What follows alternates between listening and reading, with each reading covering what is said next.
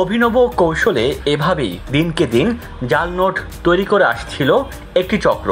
রাজধানীর মহাখালীর একটি ফ্ল্যাটে আইনের চোখ ফাঁকি দিয়ে জাল টাকা তৈরি করছিল এই চক্রটি। তবে কথায় আছে, চোরের 10 দিন গৃহস্থের 1 দিন। গোপন সংবাদের ভিত্তিতে খবর পেল আইন শৃঙ্খলা বাহিনী। বুধবার সকালে সেখানে অভিযান চালানো হলো। এ সময় হাতে নাতে ধরা পড়ে জাল টাকা বানানোর দৃশ্য। জব্দ করা হয় জাল নোট তৈরির বিভিন্ন সরঞ্জাম।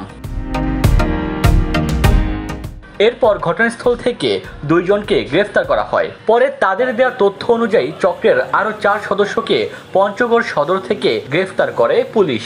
বৃহস্পতিবার ঢাকা মেট্রোপলিটন পুলিশ ডিএমপি গণমাধ্যমে পাঠানো এক সংবাদ বিজ্ঞপ্তিতে এ তথ্য জানায়। পুলিশ জানায়, প্রতি বছরই ঈদকে সামনে রেখে সক্রিয় হয়ে ওঠে একটি চক্র। তবে প্রশাসনের পক্ষ থেকে জাল টাকা তৈরি বন্ধে সার্বক্ষণিক অভিযান চালাচ্ছে পুলিশ। ডেস্ক রিপোর্ট, দৈনিক ডেস্টিনি।